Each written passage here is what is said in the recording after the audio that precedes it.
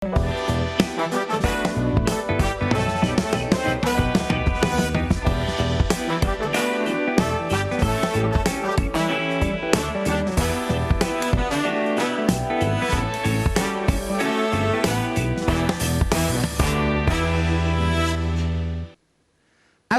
warahmatullahi wabarakatuh. Selamat malam Sobat Kepo. Kembali lagi di hari Selasa, hari di mana Gus Miftah hadir dengan membawa cinta.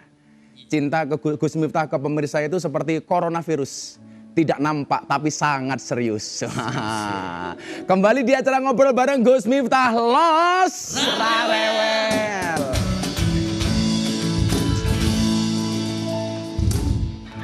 Malam hari ini luar biasa. Tapi sebelum kita mengundang narasumber kita, saya ingin kasih lihat video. Yuk kita cek videonya seperti apa. Nih, gedung DPR dijual Rp500 di toko online. Kalian mau beli nggak? Enggak. Kenapa?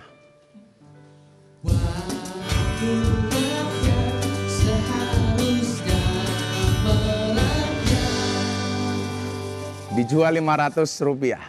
Saya sering bilang begini,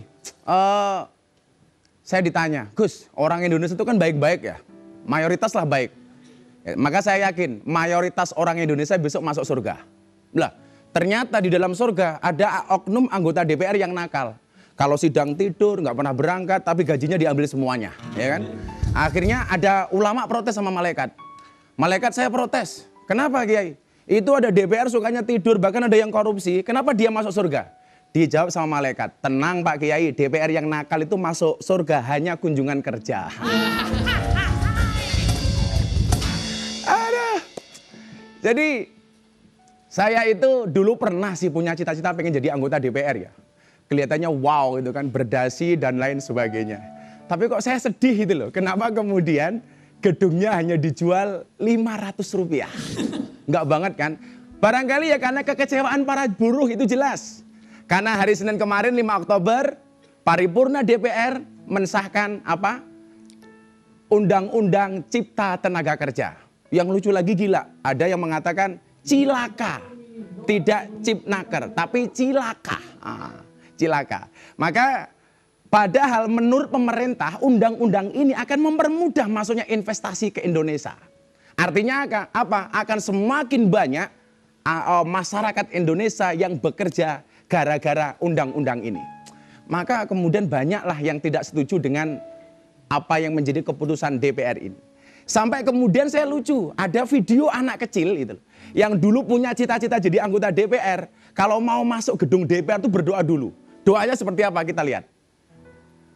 Memang kita tahu nih doa sebelum masuk di kantor DPR? Ya, aku tahu, Ji. Apa beda? Bismillahirrahmanirrahim. Allahumma inni a'udzubika minal khubuthi wal khaba'is. Doa sebelum masuk kamar mandi itu. Kita tahu Ji artinya kah?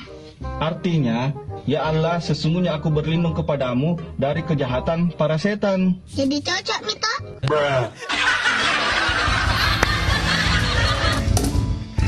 Kalau gitu saya besok masuk gedung DPR dengan mengucapkan ta'awud. A'udzubillahi minasyaitonirrajim.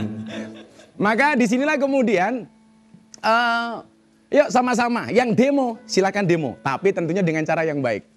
Saya ini termasuk orang yang moderat ya. Artinya moderat apa? Dalam beragama dan berbangsa, saya termasuk orang yang moderat. Artinya moderat apa? Pemerintah baik ya saya dukung. Pemerintah salah, ya kita kritisi bareng-bareng. Tapi tentunya dengan cara yang baik. Saya teringat ketika Khalifah Harun Ar-Rasyid ini didatangi sama ulama yang gak keras. Dia mengatakan apa? Ini nasihun lak. Oh, inilah bedanya talkshow ngobrol bareng Gus Miftah. Yang lain sekedar talkshow, kita bisa tausiah. Oh, beda bro itu. Ini nasihun lak, kalian saya nasihati, kata ulama ini kepada Harun Ar-Rasyid. Fa musaddidun alaika. Tapi ingat, wahai Khalifah, nasihat saya ini keras. Fala tajidanna alaika fi nafsi say'an. Tapi tolong Anda jangan marah dengan saya. Apa jawaban Khalifah Harun Ar-Rasyid? Sesungguhnya Tuhan telah mengutus orang yang lebih hebat daripada kamu. Daripada ulama ini. Maksudnya siapa? Musa dan Harun. Ilaman huwa syarrumini, kepada orang yang lebih jelek daripada saya. Siapa? Fir'aun. Tapi apa kata Tuhan kepada malaikat, kepada Musa dan Harun? faqula lahu qawlan layyina. Musa dan Harun disuruh berkata kepada Fir'aun, tolong kamu ngomong yang lembut. Kamu boleh menasihati Fir'aun tapi dengan cara yang baik. Kamu boleh menasihati Fir'aun dengan cara yang lembut. Saya bilang begini, kadang-kadang orang teriak-teriak kasar kepada presiden, kepada Pak Jokowi, kepada Pak Kiai Ma'ruf, kepada siapalah dengan kata-kata yang kasar seperti itu. Pertanyaan saya, apakah presiden kita lebih rendah daripada Fir'aun? Kan enggak. Artinya apa? Ya kalau memang ada yang salah kita kritisi bareng-bareng. Ayo tentunya bil ma'ruf dengan cara yang baik. Saya mencatat hari ini ada 2 laju inflasi yang tidak terkendali. Yang pertama apa? Inflasi mencaci maki. Kalau demo, bunuh. Yang kedua, inflasi minta maaf. Begitu tangkap polisi, maaf saya khilaf. Maka kita nggak boleh berputus asa. Yuk pemerintah silakan. Kalau memang kita nggak terima, kita ke MK. Judicial review. Wow, kan keren. Maka kalau kalian yakin akan ada pelangi setelah hujan, maka kalian harus lebih yakin akan ada kebahagiaan setelah perjuangan. Wah. Malam hari ini saya akan kedatangan bintang tamu yang luar biasa. Siapakah beliau? Kita lihat videonya. Hi Eric. Hello, Mr. Toy. I hope you are good. Menteri Badan Usaha Milik Negara, Bapak Erick Thohir.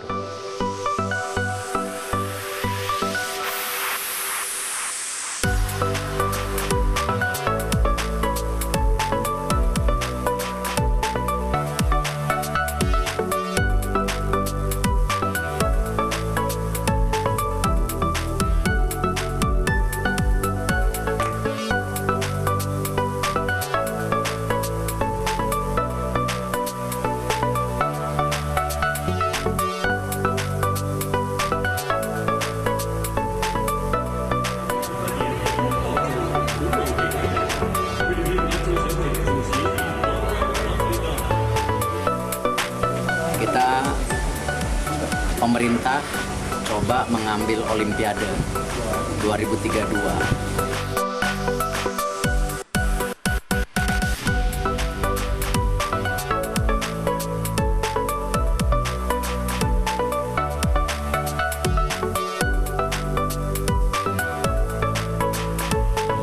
Bapak Erick Thohir, Menteri BUMN.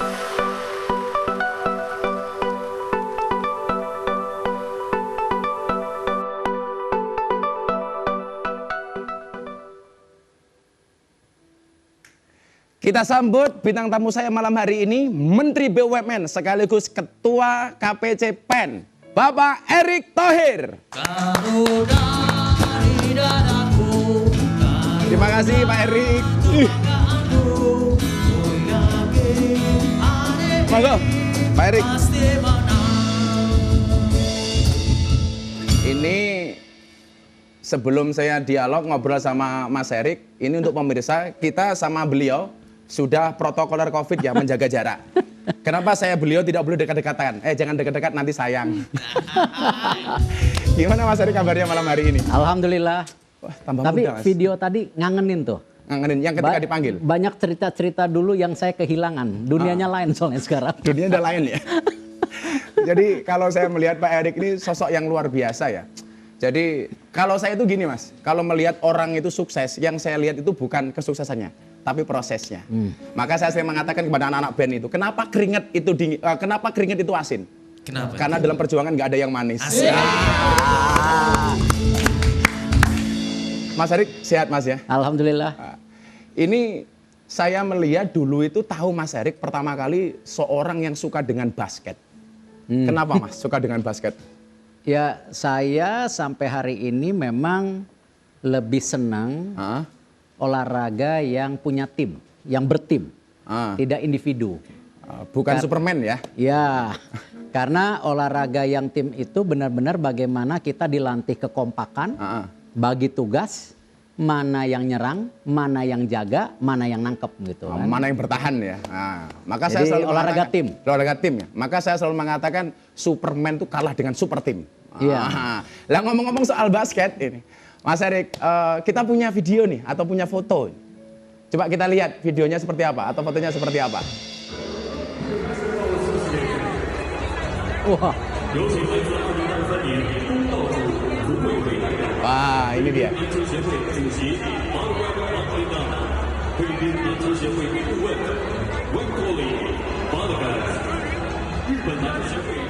Ah. Ini video Mas Erik dengan Kobe Bryant ya. Kalau saya juga punya video Mas, tapi bukan dengan Kobe Bryant, Kobe Setik.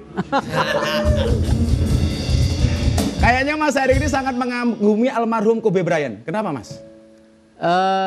Tidak banyak pemain basket yang sukses, tidak hanya di dunia basket, tapi juga setelah bola basket. Setelah paripurna ya? Ya, Kobe Bryant itu buat film dapat Oscar. Dia juga investasi di beberapa perusahaan yang mestinya kalau beliau masih ada itu akan baik perusahaan itu.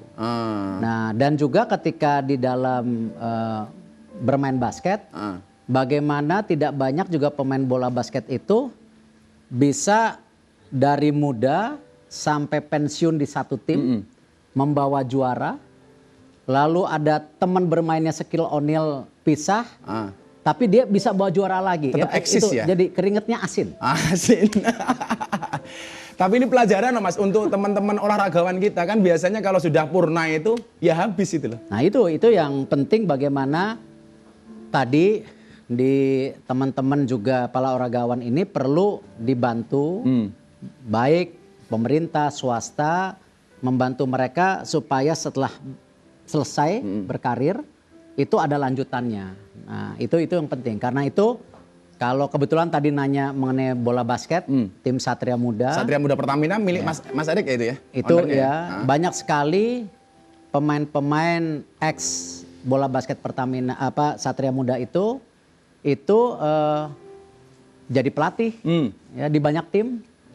Ada yang kerja di tempat lain, karena saya selalu mengingatkan ke mereka yang namanya olahraga itu sangat jangka pendek, 10 tahun. Habis itu mereka pensiun. Masa kerjanya nggak lama Mas ya?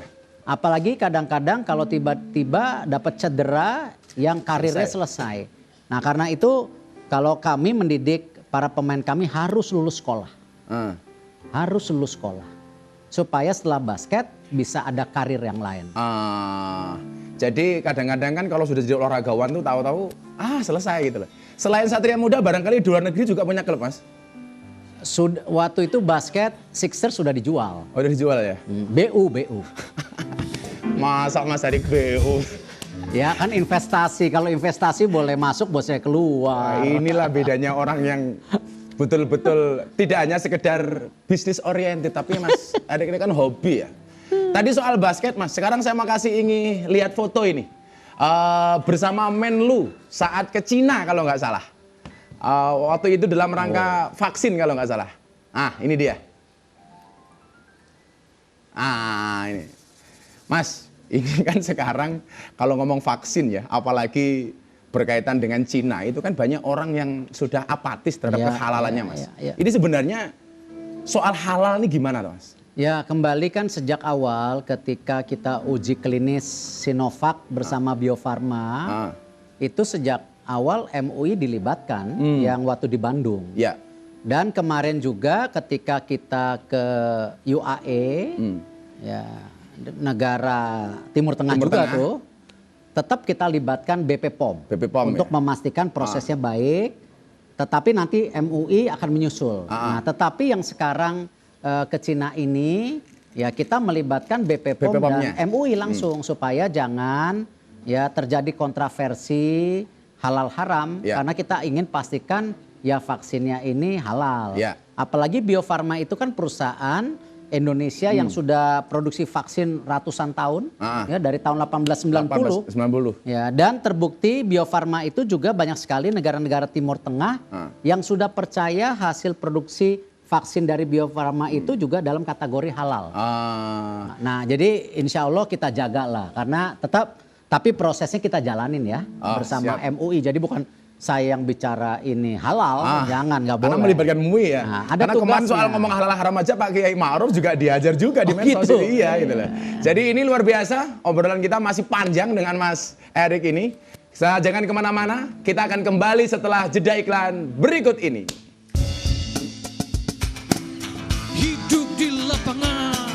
dengan peluh bercucuran, hempaskan bola ke dalam keranjang. Dong nombok dong,